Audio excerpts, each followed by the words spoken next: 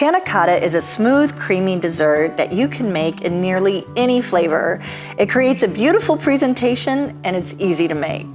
Hi guys, I'm Madeline here at Lakeside Table, and today I've asked one of my dearest and best friends, Deb Perry, to join me in the kitchen because you're actually the first person that introduced me to panna cotta. Yeah, and it was actually the espresso panna cotta that I made. Yeah. And you know, what I like to describe panna cotta as is pudding and Jell-O make a baby.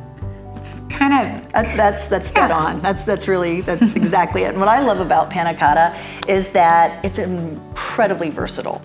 It really is. Once you master this very basic formula, you can make panna cotta in all sorts of flavors like chocolate, caramel, raspberry, strawberry, and dragon fruit. I made a free download for you on how to make all those different panna cottas and more, but the method that we're using with this espresso panna cotta is exactly the same. So you want to get us started? You bet. Awesome. Pour 1/2 cup of whole milk into a saucepan. Sprinkle 1½ teaspoons unflavored gelatin over it and let it stand for 5 minutes to soften the gelatin. Then turn the stove on medium and stir until the milk starts to steam. Once it's steaming, but not boiling, stir in 1½ cups of heavy cream, 2 teaspoons instant espresso powder, 1/4 cup sugar, and a pinch of kosher salt. Lower the heat and continue to stir for 3 minutes or until the sugar dissolves.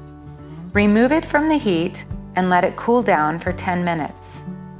Once it's warm but not hot, pour it into serving glasses, cover, and refrigerate for at least 6 hours and up to 2 days. So, do you actually stir these then while they're in the refrigerator? Yeah, I'll wait maybe like 20 minutes, maybe 30 minutes, and then if I see that there's sediment starting to form on the bottom, then I'll give it a little stir. What do you do? No, you nailed it. That's exactly what I do. So, yeah. Because otherwise you notice that it gets dark on the bottom, and Yeah. so your flavor And so crystals go down. Just want to make sure that it's all evenly distributed. I'm getting rid of the bubbles. I had no idea you could do that Yep. with flame. With flame. Wow. So, cool. Yeah. Well, We're ready. Yeah, let's cover them. Okay. So I made these last night, and we've got our espresso panna cottas firming up in the fridge, and I've got a little extra something about that. Hopefully that'll work. I don't know, but I made these last night, so I thought, let's just go ahead and pick which one you want to try, and let's give it a go. Which one do you want? So I really like pink, and I've never had dragon fruit, so I'm going to try dragon fruit. Awesome. I can't wait to hear what you think. Oh. And I think I'm going to try raspberry. Ooh, Right. ooh. Cheers. It's really light, so creamy, and not like in your face raspberry, but like, oh, now the raspberry's kicking in. That's really nice. What do you think? So I'm not getting a lot of dragon fruit flavor. I'm getting a lot of cream flavor, Okay. which I don't mind. I mean, the texture is beautiful. The color's great. The color's great. I want to try. What's a dragon fruit? Maybe I took too much of the cream. No, it's very subtle. It is very, It's very subtle. Super subtle. And I think dragon fruit might have like a subtle flavor to it anyway. I don't think it's like an in-your-face kind of thing, like caramel or chocolate or. I can't help it. I keep wanting to try all these. I got to try the strawberry. Oh, the raspberry is amazing. Yeah, the raspberry. The raspberry is really good. You got to try the strawberry. Okay. Yeah. It's a good thing you have a lot of spoons. We were seriously just going to do one, but I can't stop. The strawberry's got a really nice flavor, and it's a natural. It's made out of frozen strawberries, so it's not an artificial strawberry. No, it's like you're just biting into a strawberry. Which one's your favorite?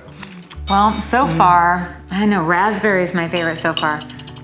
No, Is the caramel good? Try everything, and then you got to go for the caramel. Because, man, you can't go bad with chocolate, can you? Oh my gosh. Oh. Wait, I'm not going to eat off of this spoon because you're going to need this one for the caramel. Oh, okay. You got to tell me which one you like better, the caramel or the chocolate. I gotta get more caramel. Yeah, get more than that. There we go. Yeah. It's like dulce leche. Yeah. Is that how you say that? Sounds good to me. Yeah. Wow. These are all really good. Which one's your favorite?